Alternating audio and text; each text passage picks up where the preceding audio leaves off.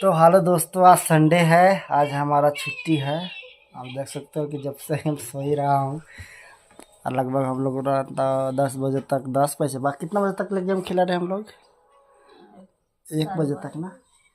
तो दोस्तों हम लोग 1 से 1:30 बजे तक रात को गेम में खेलते रह गए और 2 गेम हमने जीता है। अब जा रहे हैं, नहाएंगे, फ्रेश होंगे, फिर हम लोग जाएंगे मार्केट घूमने के लिए। मार्केट में क्या क्या लगना तुमको? तो पल्लवी की मामी को साड़ी लेना है और कुछ लेना है। सूटकेस तो अभी गाँव जाने के बाद लेंगे। हम गाँव जाने वाले हैं अप्रैल में 18 तारीख की टिकट है हमारा। तो हम लोग जाने वाले हैं गाँव।